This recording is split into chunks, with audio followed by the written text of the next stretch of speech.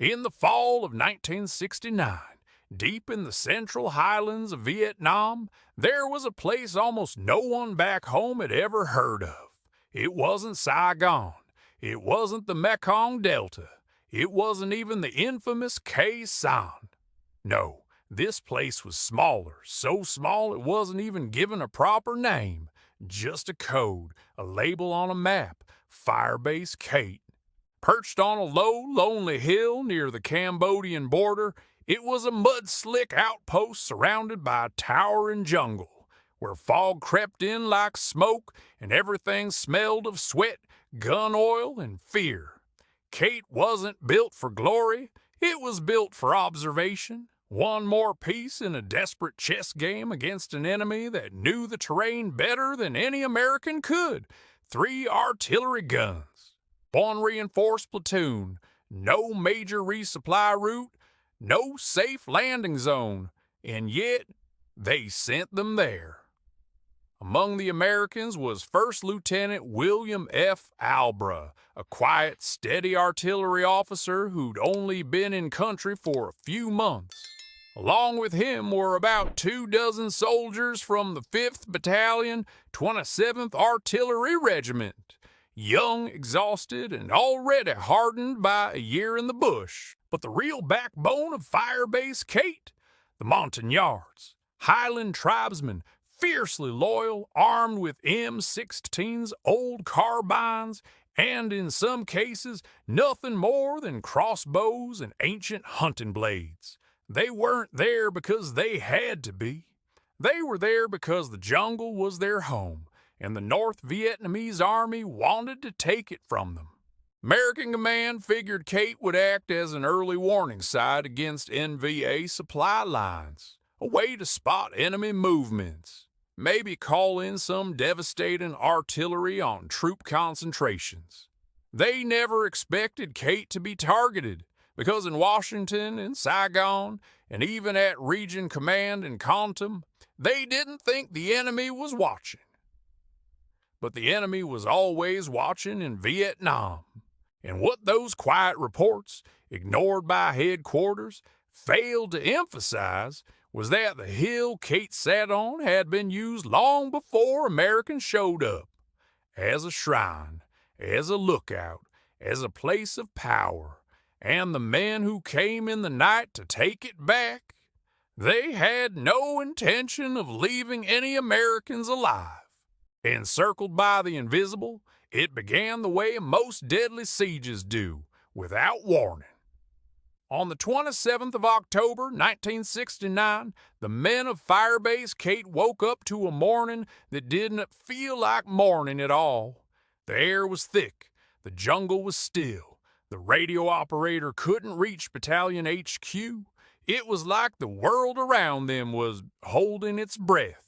And then came the first sound, distant, hollow, unmistakable. Mortars. Not random shots, not harassing fire, not probing rounds. These were gridlocked, calculated strikes, and there were a lot of them. Within minutes, shells were raining down on the eastern perimeter. Sandbags burst open, mud and metal rained across foxholes. One Montagnard scout was hit, his body flung against a bunker wall. They pulled him out, but he was already gone. Sergeant William Klondike Strom remembers the moment it finally clicked. That's when I knew we weren't firing at the enemy anymore. We were the target. Montagnard runners were sent out into the jungle to scout troop movements. Only 2 came back. What they saw confirmed their worst fears. Firebase Kate was surrounded. An estimated 600 soldiers of the North Vietnamese Army, S-66 Regiment, veterans of Ia Drang and Dak Tu, had formed a tightening circle around the small outpost. Their weapons were dug in. Their routes were hidden. Their numbers were overwhelming. The Americans had about 120 fighting men, less than half of them U.S. Army. The rest, Montagnard tribesmen. Defensive positions were already cracking, yet still, they radioed back to headquarters. Kate is holding, request priority air support, and resupply over. What they got in return? Static and silence. Up above them, the sky was wide and open, but the clouds blocked the birds. No gunships, no medevac choppers, no ammo runs.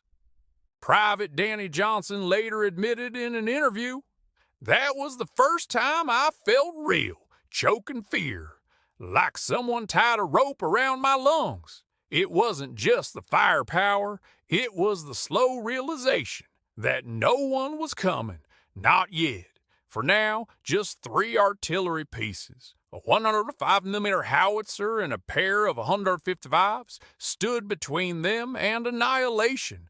The siege had begun, and the jungle had chosen its side. The long mile to Tung Ho. The convoy pushed east, the engines of the Studebakers humming like the slow, steady heartbeat of a beast on a mission. Colonel David Hackworth, only 21 but hardened by a war that aged him far beyond his years, rode in the lead truck. He wasn't just a soldier, he was a survivor. A walking testament to what grit looked like when the world collapsed into chaos. What lay ahead wasn't just another checkpoint. It was a valley sliced open by war, a stretch of land avoided by even the bravest supply runners. The locals had a name for it, the Path of Silent Tears. No sound, no bird song, just the eerie absence of life. The enemy? Well, they weren't invisible, they preferred to be quiet, cold, and precise. The Chinese People's Volunteer Army lived up to their reputation of slipping through the cracks, learning every contour of the terrain as if it was tattooed on their skin. Hackworth felt it in his bones. An ambush was coming. He glanced at the driver, a young kid from Kansas named Frank Shorty Mitchell, who had once said his biggest fear was cows, and with a half smirk, Hackworth tapped the steel butt of his M1 rifle. "Keep your eyes up, Shorty," he said, scanning the ridgeline. "The next 5 minutes decide whether we go home or join the ghosts." Suddenly, no crack, then another. Bullets whipped past the windshield.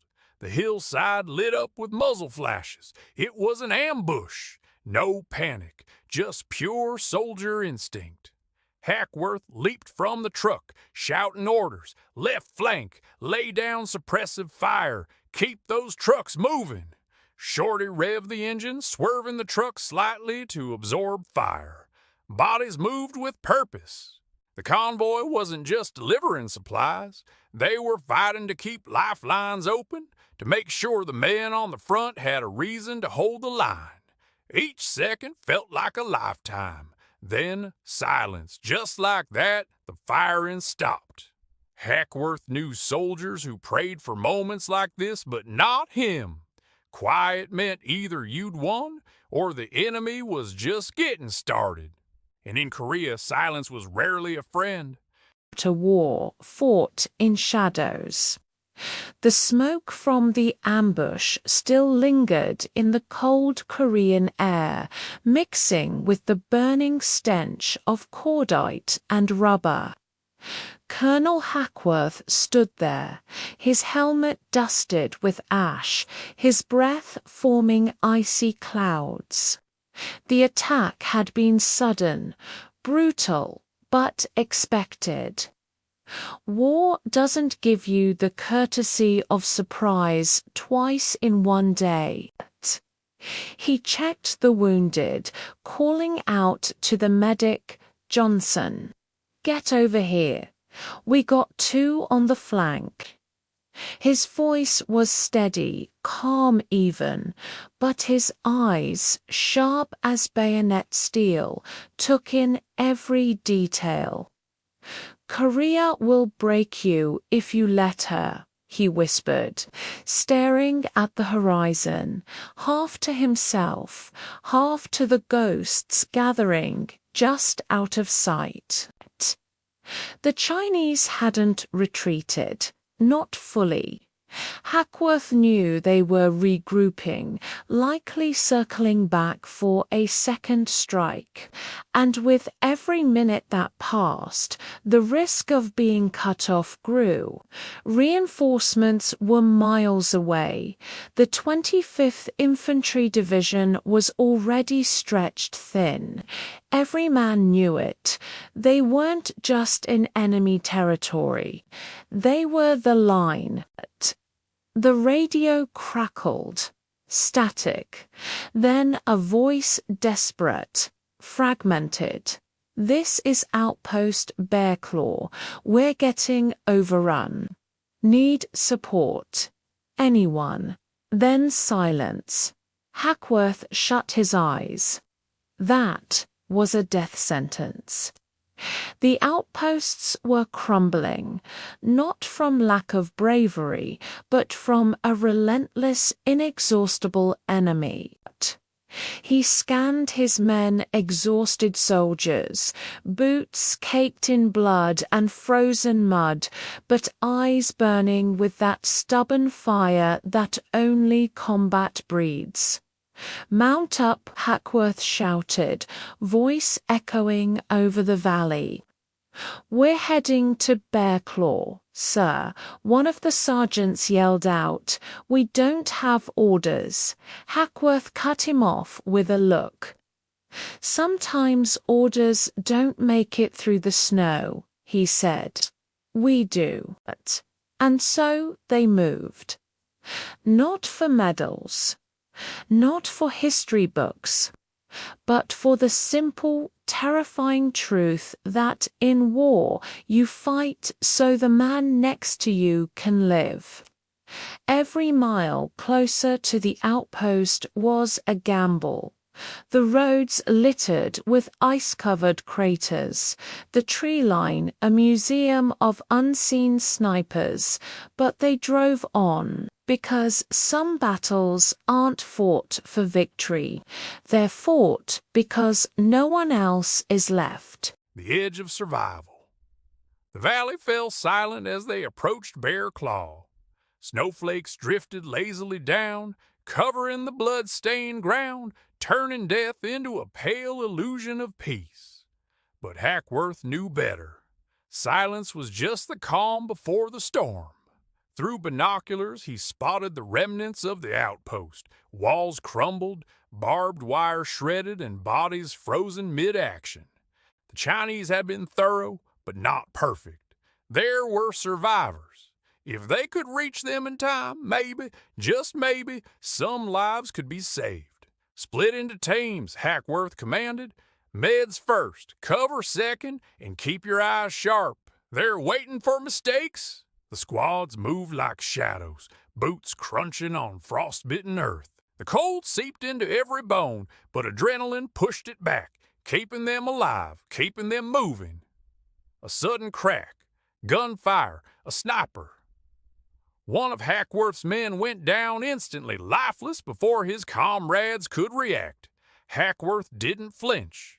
He adjusted his scope, calculated distance, wind angle, then returned fire. A heartbeat later, silence again. They reached the command post, survivors huddled, faces pale, eyes wide. "Lieutenant," Hackworth barked, kneeling beside one man, shivering uncontrollably, "you're safe now. We got you." The medic worked quickly, wrapping wounds, giving what little comfort could be offered in a place that had seen too much horror. Hackworth scanned the perimeter, enemy movement, a patrol attempting to flank them. His men responded with disciplined fire, halting the advance, giving the wounded a chance to escape. Hours later, the snow began to soften, the sky tinged with the first light of dawn.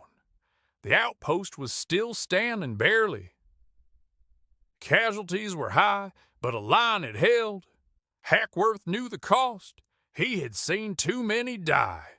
But survival wasn't just luck. It was grit, courage, and the unbreakable bond between soldiers.